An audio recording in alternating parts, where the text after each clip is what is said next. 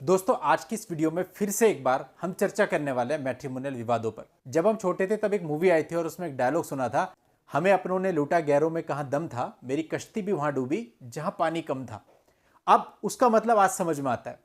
अब दोस्तों, हम ये देखते हैं कि अलग अलग तबके के लोग इन चीज़ों से परेशान हैं और जब हम लोग भी किसी से मिलते हैं तो पता चलता है कि कोई बैंक मैनेजर है, पता चलता है कि कोई बहुत बड़ा बिजनेसमैन है, पता चलता है कोई एक्टर है, पता चलता है कोई। अभी हाल ही में एक केस आया जहां पे एक बंदा गैंगस्टर था, यानी बहुत बड़ा क्रिमिनल था, और वो कहता है कि साहब मेरे ऊपर 70-80 मुकदमे चल रहे थे और सारे मुकदमे मैंने हैंडल कर लिए, सब कुछ निपटा लिया, लेकिन जो पत्नी ने मुकदमे डाल रखे इससे मैं मेंटली इतना ज्यादा बिखर चुका हूं कि मैं दादागिरी भी ठीक से नहीं कर पा रहा हूं, गुंडाई भी ठीक से नहीं कर पा रहा हूं। तो आप सोचिए कि ये चीज किसी को भी नहीं छोड़ रही भाई।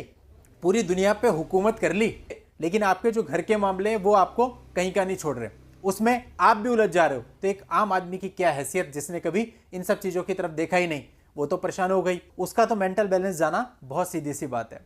इनिशियली तो आदमी बहुत ज्यादा परेशान हो जाता है, इतना ज्यादा कि उसको समझ में ही नहीं आता कि मैं करूं क्या, और कई बार बहुत डिप्रेशन में चला जाता है और कई बार कुछ गलत स्टेप भी उठा लेता है।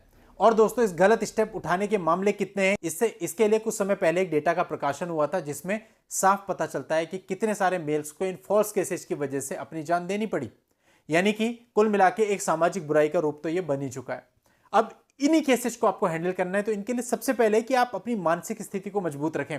आप एक आम आदमी हैं, या आप एक बिजनेसमैन हैं, या फिर आप कोई और प्रोफाइल से बिलोंग करते हैं। आपका मेंटल बैलेंस होता है जब आपके ऊपर झूठे केस होते हैं, क्योंकि आपकी बदनामी होती है। ऐसे अभी एक केस आया कल, एक वो आर्मी पर्सन थे और आर्मी पर्सन जो थे उनके डिपार्टमेंट में वाइफ ने झूठी कंप्लेंट एक डाल दी बना करके कि मेरे साथ अप्राकृतिक रूप से संबंध बनाता है, एक्सेट्रा एक्सेट्रा। और वो कहते रहे कि मेरे साथ के जो कर्मचारी लोग हैं वो मेरे को फौज में चिढ़ाने लगे कि यार इसने तो अपनी बीवी के साथ ऐसा कर रखा और उसकी बीवी से छोड़ करके चली गई। तो सोचिए, वो बंदा ठीक से काम नहीं कर पा रहा। तो जब हमारी आर्मी के सोल्जर ही ठीक से काम नहीं कर पाएंगे, जिनका काम इतना ज्यादा सेंसिटिव है, तो फिर देश कैसे चलेगा। और ये एक नहीं, आर्मी के बहुत सारे पर्सन हैं जिनके ऊपर ऐसे मुकदमे चल रहे हैं, चाहे वो सैनिक है, चाहे मेजर है, चाहे कर्नल है। अब जो देश की सेवा कर रहे हैं उन्हीं को हम इन टॉर्चर से नहीं बचा पा रहे, तो वो हमारी रक्षा कल को कैसे करेंगे, कैसे वो अपनी जॉब को, ड्यूटी को सही से निभाएंगे। तो एक अलग ही चीज चल रही है भाई। ये अगर आर्मी में कंप्लेंट चली गई तो एक आर्मी पर्सन के ऊपर इंक्वायरी बैठा दी जाती है, उसका डिफेमेशन हो जाता है वहां पे बहुत बुरी तरीके से अपने डिपार्टमेंट के अंदर, और उससे जवाब मांगा जाता है। जिसने कंप्लेंट दी, ठीक है, सिविल में हम मानते हैं यहाँ पे कोर्ट कचहरी में बहुत टाइम लगता है, लेकिन एटलीस्ट आर्मी जैसी संस्था को तो पहले उसकी सच्चाई के बारे में जानना चाहिए, उसके बाद कोई एक्शन लेना चाहिए। उसके बाद अब उस बंदे का कहना था कि मेरी हथियार के साथ कहीं ड्यूटी भी नहीं लगा रहे हैं, तो आप सोचिए, उससे तो सब छिन गया ना। एक आर्मी वाले बंदे से आप उसकी बंदूक छीन लेते हैं, क्या रह गया उसके पास। यह आलम है आज के समय वुमेन लॉज के मिसयूज का। और चीजें यहीं खत्म नहीं होती। न्याय के लिए जब आप माननीय न्यायालयों में जाते हैं तो वहां पर क्या होता है, आप बता दो आज के समय पे कितने मेंटेनेंस के केस ऐसे हैं जिनमें मेंटेनेंस नहीं बांधा जाता। सारे के सारे ग्राउंड धरे के धरे रह जाते हैं। वो एडल्ट्री में नहीं मानती कोर्ट, वो अपनी मर्जी से घर छोड़ करके गई, नहीं मानती कोर्ट, करते रहो आर्ग्यूमेंट। इवन हमने ऐसे ऐसे मामले देखे जहां हमने कोर्ट को प्राइमा फेसी एविडेंस दे दिया कि ये लो जी, ये एक घटना जो मारपीट की दिखाती है, इतनी तारीख को तो मैं था ही नहीं, तो मारपीट कैसे हो गई, अपनी मर्जी से गई है, ये इसके ट्रेन के टिकट है, ये इसके फ्लाइट के टिकट है। तो कोर्ट कहता है सामने से कि क्या इतने से साबित हो जाएगा। तो फिर आप ही हमको बता दें कि कैसे साबित होगा। यानी कि वो अपनी मर्जी से अगर गई है तो कोर्ट इस चीज को मानने को तैयार नहीं है। अब अलग अलग मामले होते हैं, कहीं तो हमारे पास एविडेंस ही नहीं होते, लेकिन कई बार तो इतने शार्प एविडेंस होते हैं कि हमें खुद भी लगता है कोर्ट कैसे नहीं मानेगा। लेकिन कोर्ट जब उसको देखता है तो लास्ट में जजमेंट के टाइम पे लिखा हुआ आ जाता है कि उसके पास अलग रहने का पर्याप्त कारण विद्यमान था, इसलिए मेंटेनेंस तो आपको देना पड़ेगा।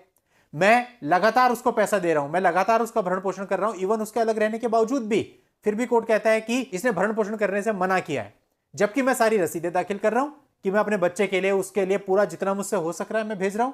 और कानून तो 125 सीआरपीसी का सीधा सीधा यह कहता है कि 125 सीआरपीसी में मेंटेनेंस केवल तभी बन सकता है जब आपने मेंटेनेंस देने में अवहेलना की हो, अपने बच्चों का पालन पोषण करने में अवहेलना की हो। यानी कि मैंने तो सब कुछ किया, मैंने उसके प्रूफ भी सबमिट कर दिए, तो फिर मैं इस परिभाषा के अंतर्गत कैसे फिट हुआ।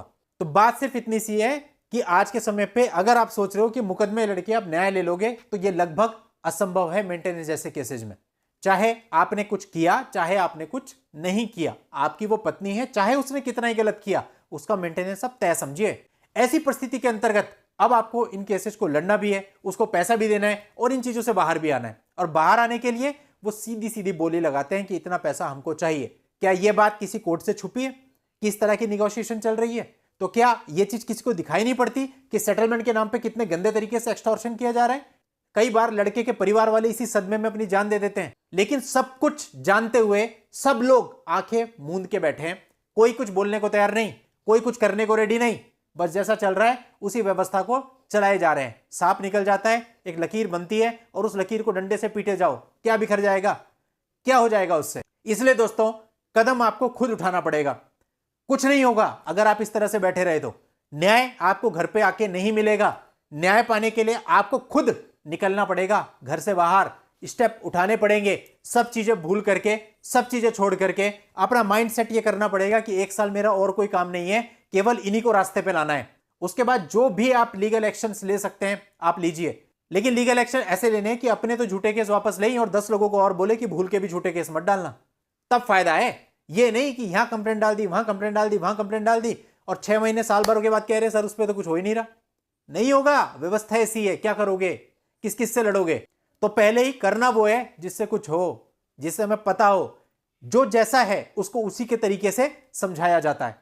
यह बात कई बार हम लोगों को समझाते हैं कि भैया ये ऐसे काम नहीं चलने वाला, लेकिन लोग डरते हैं, घबराते हैं, उनके पास सारे एविडेंस होते हैं, उसके बाद भी अपनी तरफ से कोई एक्शन नहीं लेते। उनको बहुत कुछ समझाया जाता है, बहुत कुछ कहा जाता है, बहुत कुछ दिखाया जाता है, एग्जाम्पल्स दिखाए जाते हैं, जजमेंट्स दिखाए जाते हैं कि देखिए ऐसा नहीं है कि अगर आप मेल है तो आपको न्याय नहीं मिलेगा, देखिए जजमेंट।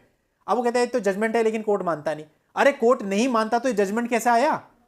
ये जजमेंट के लिए भी तो कोई लड़ने गया था, तभी तो उसको ये जजमेंट मिला, तो आपको भी मिलेगा ना। लेकिन आप लड़ने वाले तो बनो।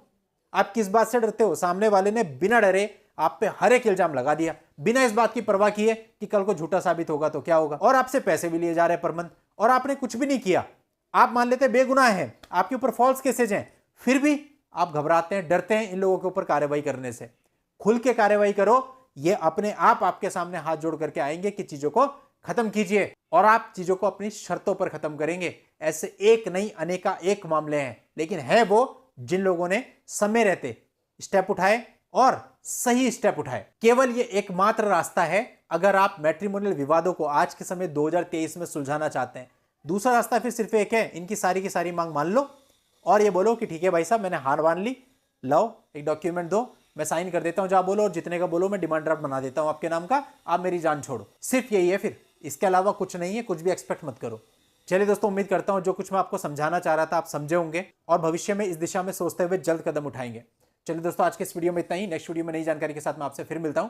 तब तक के लिए goodbye and thank you for watching. Take care.